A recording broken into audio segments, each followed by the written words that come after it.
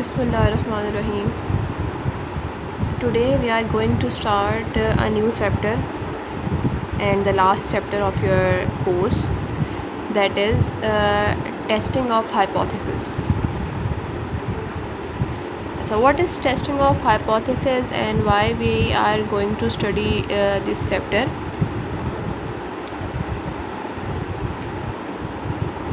Testing of hypothesis एक procedure होता है जिसमें हम सैंपल में से डाटा कलेक्ट करते हैं और उस डाटा को कलेक्ट करने के बाद डिसाइड करते हैं कि हमें अपनी स्टेटमेंट या जो हमारी अजम्पशन होती है जो हम पॉपुलेशन के बारे में देते हैं वो सही है या नहीं है। आसान अल्फाज में लेट सपोज़ आपके पास कोई पॉपुलेशन है, ठीक है, और उस पॉपुलेशन के बारे में आप कोई भी स्टेटमेंट दे रहे हैं। अब वो स्टेटमेंट आप पूरी पॉपुलेशन को टेस्ट करके तो नहीं देंगे, सही। आप क्या करेंगे, पॉपुलेशन में से सैंपल उठाएंगे, कुछ सैंपल को आप एनालाइज करेंगे और पॉपुलेशन के बारे में रिज़ल्ट दे देंगे। वो जो स्टेटमेंट आपने पॉपुलेशन के बारे में दी होगी उसको वेरीफाई कौन करेगा, आपका sample data. Then you decide कि वो जो स्टेटमेंट या वो जो अजम्पशन आपने पॉपुलेशन के बारे में दी थी वो एक्सेप्टेबल है या वो एक्सेप्टेबल नहीं है। ऐसी स्टेटमेंट्स को जो कि एक्सेप्टेबल हो या जो कि एक्सेप्टेबल ना हो उसे कहते हैं हम स्टैटिस्टिकल हाइपोथेसिस। जो स्टेटमेंट्स होती हैं या जो अजम्पशंस होती हैं उसे कहते हैं स्टैटिस्टिकल हाइपोथेसिस। स्टैटिस्टिकल हाइपोथेसिस, सही। अच्छा, स्टैटिस्टिकल हाइपोथेसिस हो गया। कुछ एग्जांपल्स लेते हैं। जैसे आपने कहा कि ये जो XYZ मेडिसिन है ये वेट रिड्यूस करने के काम आती है, सही। अब वो जो XYZ मेडिसिन है आप वो सारी की सारी कंपनी से मेडिसिन उठाएं और फिर उस पर आप टेस्ट करें, उसे एनालाइज करें, ऐसा तो पॉसिबल नहीं है। आप क्या करेंगे, सिंपल एक आपने सैंपल के तौर पे मेडिसिन उठा ली और आपने उसको एनालाइज कर लिया, ठीक है, और आपने जो रिज़ल्ट दिया, क्या स्टेटमेंट थी आपकी कि ये मेडिसिन इफ़ेक्टिव है वेट रिड्यूस करने के लिए। वो जो सैंपल को एनालाइज करके रिज़ल्ट आएगा वो रिज़ल्ट ये डिसाइड करेगा कि जो आपने पॉपुलेशन के बारे में स्टेटमेंट दी है वो सही है या वो सही नहीं है।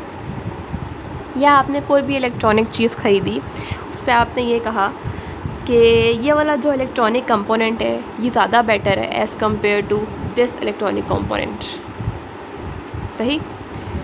तो ये जो स्टेटमेंट है ये आप क्या करेंगे, सैंपल लेंगे, उसे एनालाइज करेंगे और जो स्टेटमेंट आप देंगे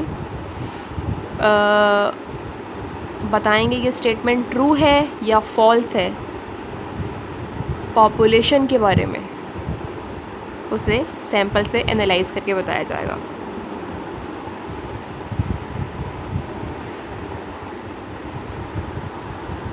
इस तरह के डिसीजंस लेने के लिए हम क्या करते हैं, कुछ स्टैटिस्टिकल प्रोसीजर्स करते हैं। इन स्टैटिस्टिकल प्रोसीजर्स को हम कहते हैं टेस्टिंग ऑफ हाइपोथेसिस, या फिर कहते हैं टेस्ट ऑफ सिग्निफिकेंस, या फिर कहते हैं टेस्ट ऑफ हाइपोथेसिस या हाइपोथेसिस टेस्टिंग। डिफरेंट नाम है इसके। आई होप आपको क्लियर हो गया होगा कि हाइपोथेसिस टेस्टिंग क्या होती है। किसी भी पॉपुलेशन के बारे में आप कोई स्टेटमेंट अगर दें, ठीक है, तो उस स्टेटमेंट को कहते हैं स्टैटिस्टिकल हाइपोथेसिस, सही। उस स्टेटमेंट को एक्सेप्ट करने के लिए या रिजेक्ट करने के लिए, स्टेटमेंट ट्रू है या स्टेटमेंट फॉल्स है, ये बात प्रूफ करने के लिए हम सैंपल डाटा ले लेते हैं। उस पर एक्सपेरिमेंट्स करते हैं, टेस्टिंग करते हैं और हम बता देते हैं कि ये जो स्टेटमेंट दी गई है पॉपुलेशन के बारे में ये एक्सेप्टेबल है या रिजेक्ट है। अच्छा, एक और एग्जांपल लेते हैं, बहुत कॉमन से एग्जांपल है। आप सब ने 7, 8, 9 में जब साइंस पढ़ना स्टार्ट की थी या अपनी लैब्स परफॉर्म की थी तो आपने देखा होगा साइंटिस्ट क्या करते हैं। साइंटिस्ट सबसे पहले बताते हैं उनके पास इंस्ट्रूमेंट कौन कौन से हैं, फिर साइंटिस्ट बताते हैं कि वो मेथड कौन सा अप्लाई करने वाले हैं, और फिर साइंटिस्ट ना एक हेडिंग होती है हाइपोथेसिस की। वो हाइपोथेसिस ये होता है, साइंटिस्ट ये बताते हैं कि अगर हम इन इंस्ट्रूमेंट्स पे ये वाला मेथड अप्लाई करेंगे तो मोस्ट प्रोबेबली हमारा रिज़ल्ट ये आएगा। एक अजम्पशन दे देते हैं, वो पहले ही एक्सपेरिमेंट करने से पहले ही वो आपको एक अजम्पशन दे देते हैं। और जब वो एक्सपेरिमेंट अपना परफॉर्म कर लेते हैं तो समटाइम्स आपकी अजम्पशंस ट्रू भी हो जाती है जो आपने एज्यूम किया होता है, और समटाइम्स आपकी अजम्पशन फॉल भी हो जाती है। हो सकता है कि एक्सपेरिमेंट करने के बाद वो रिज़ल्ट आए ही नहीं जो आपने एज्यूम किया वो। Getting my point? तो this is about testing of hypothesis.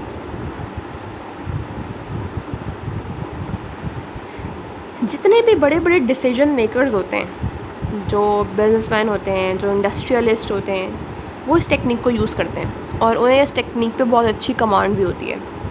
क्योंकि उन्हें क्या करना होता है, अगर उन्होंने कोई चीज़ मार्केट से परचेज़ करनी है या मार्केट में कोई क्लेम करना है, अपने ही प्रोडक्ट के ऊपर कोई क्लेम करना है। लेट्स सपोज उन्होंने कोई बनाई प्रोडक्ट और उस प्रोडक्ट पे क्लेम किया कि इस प्रोडक्ट को आप फ्रिज में 20 डेज़ तक रख सकते हैं, ये कंपनी ने क्लेम किया है, ठीक है। अब बंदे जो हैं, जो कस्टमर्स हैं, वो सारी प्रोडक्ट लेके चेक नहीं करेंगे। वो क्या करेंगे, कोई एक सैंपल उठाएंगे और चेक कर लेंगे, ठीक है।